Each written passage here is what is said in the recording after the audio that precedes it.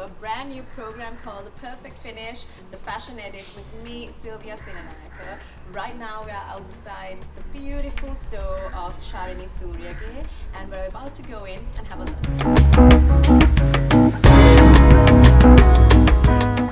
Hi Charini. Hi, good to have you. Thank you so much for having us and welcoming us into your beautiful space. Let's have a look at what we have. Sure.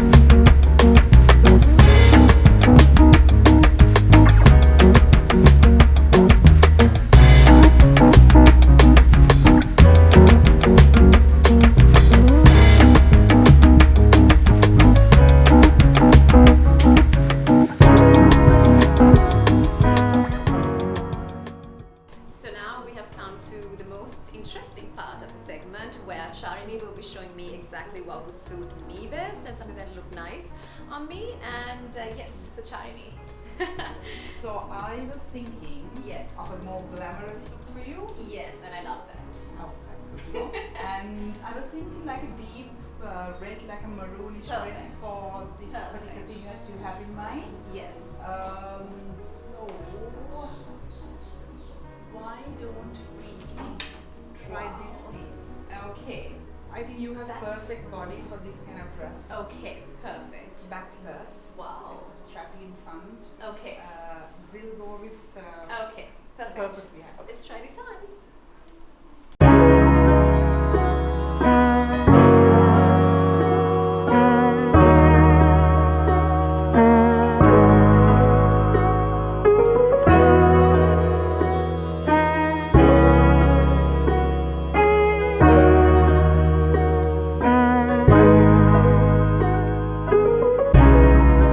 Hi guys, we're back and as you can see I'm dressed in one of Charini's beautiful pieces and I'm loving it. Thank you so much. It's comfortable and it's glamorous like I wanted.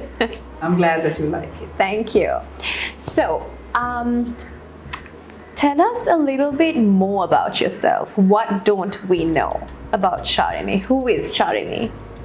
Charini is, I would say, a person who is a mixed bag of everything.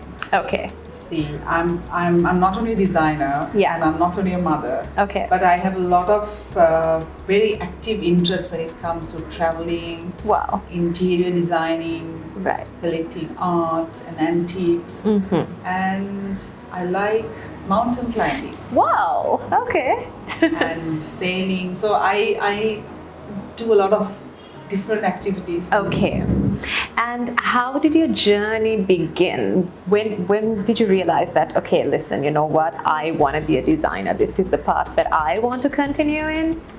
It was soon after my A-levels. Right. Because I studied bioscience. Okay. And got selected to uni, but then there was something that kept me thinking that I want to do something that is more along with the creative line. Right. So yeah, that is how I think I was not too sure whether it was architecture, interior or design. Okay. But I knew that it was something to do with more creativity.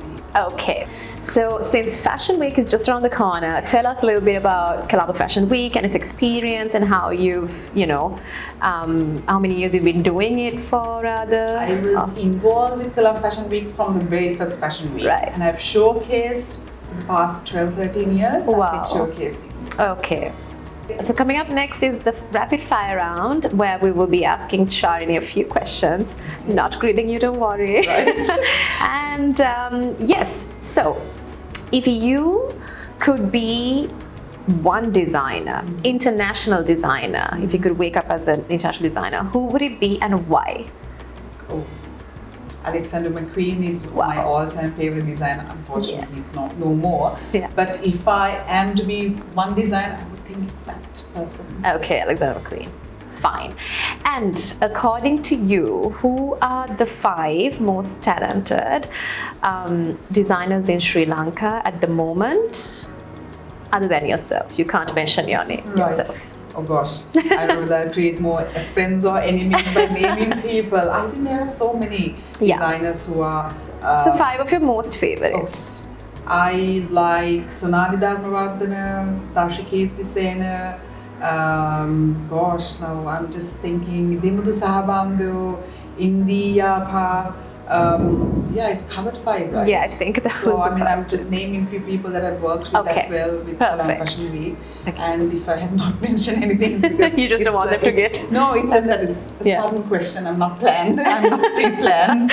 Okay, perfect. And 5 of your least. Oh, that's a. I'd rather not mention anything. No, so the thing is this. I don't think I have. I have not sat down to think who's my favorite designers or who are my least favorite designers. It's like, so I might not like certain things that they do or their language, but I'm sure there's an audience. Okay, so something that you may have seen on the runway that you've not liked. Oh my God. You're not going to give up on this, right? Oh gosh. That you've thought, it could have been better. I mean, it doesn't have to be like the least. Something that you didn't really like. You saw. Right, that's too much of a. I'm going to be shocked. After this interview, I'm going to be in trouble. So I'm not going to. I'll answer any other question. Fine, okay. We shall let them be. So next would be, if you hadn't become a designer, what path would you have rather chosen, or what? I would definitely to be an interior designer. Right. If not, I do like botany and like more towards with biology. Yeah. So I would think if not an interior designer, I would have chosen something to do with science and more. Okay. Perfect. How has your experience been out of Sri Lanka, like internationally?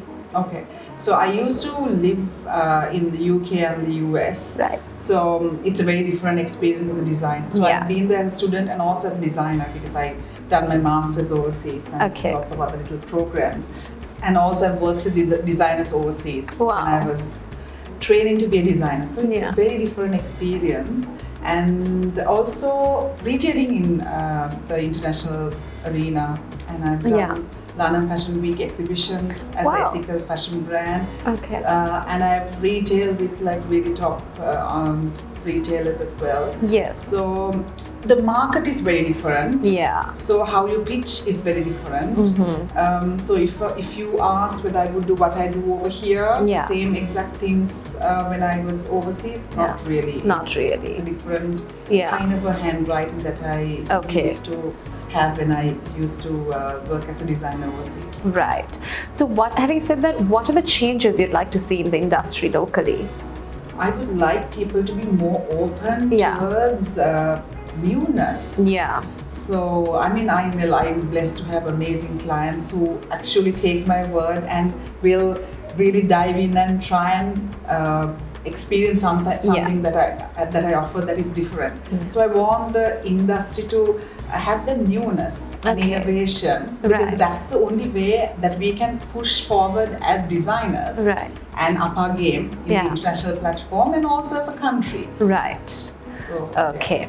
So, Charini, finally, do you have any words of encouragement to the upcoming designers, or the do's and don'ts? And I always say you have to work really, really hard. Yeah.